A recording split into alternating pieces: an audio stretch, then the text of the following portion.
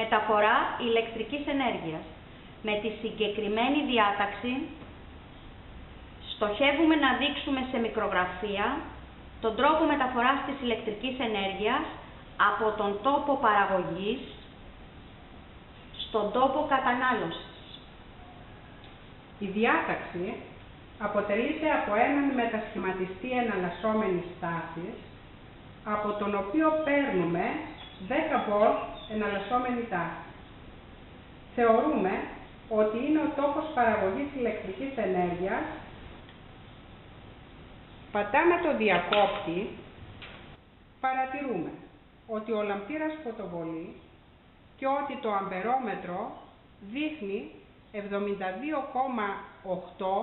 mA. Στη συνέχεια, χρησιμοποιούμε έναν μετασχηματιστή ανύψωσης της τάσης. Αυτός ο μετασχηματιστής έχει στο πρωτεύον ένα ποινίο 600 σπυρών και στο δευτερεύον ένα ποινίο 24.000 σπυρών. Με την ανύψωση αυτή της τάσης πετυχαίνουμε τη μείωση της έντασης του ρεύματος στις γραμμές μεταφοράς.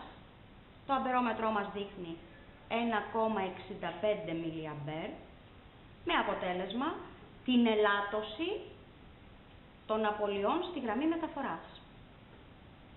Στον τόπο κατανάλωσης χρησιμοποιούμε μετασχηματιστή υποβιβασμού τάσης που αποτελείται από 24.000 σπήρες στο πρωτεύον ποινιό και 600 σπήρες στο δευτερεύον, ώστε να μειώσουμε την τάση για τις ανάγκες της κατανάλωσης.